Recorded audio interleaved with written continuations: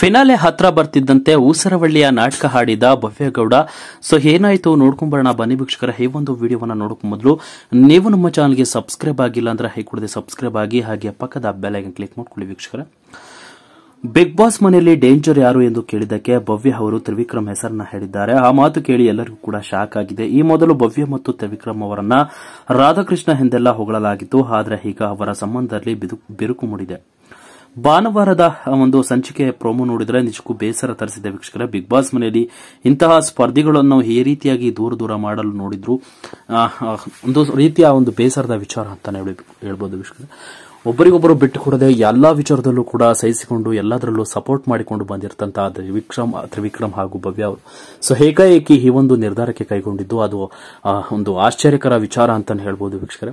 Big Boss ಮನೆಯಲ್ಲಿ family weak ನಡೆದ ಒಂದು ಗಂಟೆಯಲ್ಲೇ ಈ ರೀತಿಯಾದ ಬದಲಾವಣೆ ಬಿಗ್ ಬಾಸ್ ಮನೆಯೊಳಗೆ ಬಂದಿದೆ ಅಂದ್ರೆ ಅದಕ್ಕೂ ನಿಜಕ್ಕೂ ಒಂದು ಒಳ್ಳೆಯ ಗುಣ ಅಂತಾನೆ ಹೇಳ್ಬೋದು. ಕಿಚ್ಚ ಸುದೀಪ್ ಕೊಟ್ಟಂತ ಒಂದು ಟಾಸ್ಕ್ ನಲ್ಲೂ ಕೂಡ ಏಕಾಏಕಿ ಸ್ನೇಹವನ್ನ ಕಟ್ ಮಾಡಿ ಬಿಸಾಕಿದ್ದಾರೆ. ಸೊ ಇವರಿಂದ ಡೇಂಜರ್, ಇವರಿದ್ರೆ ನಾನು ಗೆಲ್ಲೋಲಿಕ್ಕೆ ಸಾಧ್ಯವಿಲ್ಲ ಅಂತ ಸ್ವಾರ್ಥತೆ ಕೂಡ ಹೆಚ್ಚಾಗಿದೆ ವೀಕ್ಷಕರೇ. ಈ ಬಿಗ್ ಬಾಸ್ ಮನೆಯಲ್ಲಿ ಅವರನ್ನ ನಾನು ಜೊತೆಯಾಗಿ ಇಟ್ಕೊಂಡ್ರೆ ನಾನು ಗೆಲ್ಲೋದಿಲ್ಲ, ಹಾಗಾಗಿ ಅವರನ್ನ ದೂರ ತಳ್ಳಿದ್ರೆ ಮಾತ್ರ ನಾನು ಗೆಲ್ತೀನಿ ಅನ್ನುವ ವಿಚಾರ ಕೂಡ ಬಿಗ್ ಬಾಸ್ ಮನೆ ಒಳಗೆ ಬಂದಿದೆ. ಹಾಗಾಗಿ ಬಿಗ್ ಬಾಸ್ ಮನೆಯಲ್ಲಿ ಭವ್ಯಗೌಡ ಅವರು ಇದೀಗ ತ್ರಿವಿಕ್ರಮ್ ಅವರನ್ನ ಡೇಂಜರ್ ಎನ್ನುವ ಮಟ್ಟಕ್ಕೆ ಬಂದಿದ್ದಾರೆ. ಸೊ ಇದೊಂದು ಊಸರವಳ್ಳಿಯ ನಾಟಕ ಅಂತಾನೆ ಹೇಳ್ಬೋದು ಇವರಿಬ್ಬರದು. ಸೊ ಇವರಿಬ್ರು ಕೂಡ ಇದೀಗ ದೂರ ಆಗಿ ಬಿಗ್ ಬಾಸ್ ಮನೆಯಲ್ಲಿ ಎಲ್ಲರೂ ಕೂಡ ಶಾಕ್ಗೆ ಒಂದು ನ್ಯೂಸ್ ಅನ್ನು ಕೊಟ್ಟಿದ್ದಾರೆ ವೀಕ್ಷಕರೇ. ಬಿಗ್ ಬಾಸ್ ಮನೆಯಲ್ಲಿ ಇವರಿಲ್ಲ ಅಂದ್ರೆ ಬಿಗ್ ಬಾಸ್ ಇಲ್ಲ ಅನ್ನುವ ಮಟ್ಟಕ್ಕೆ ಇತ್ತು ತ್ರಿವಿಕ್ರಮ್ ಮತ್ತು ಭವ್ಯಗೌಡ ಜೋಡಿ. ಬಹಳ ಸ್ಟ್ರಾಂಗ್ ಕಂಟೆಸ್ಟೆಂಟ್ ಆಗಿರುವಂತಹ ಇಬ್ಬರು ಈಗ ಏಕಾಏಕಿ ಇವರಿಬ್ರು ದೂರ ಆಗಿರೋಕ್ಕೆ ಅಸಲಿ ಕಾರಣವೂ ಕೂಡ ನಿಮ್ಗೆ ಕೂಡ ಗೊತ್ತಿದೆ ಬಿಗ್ ಬಾಸ್ ನೋಡುವವರಿಗೆ.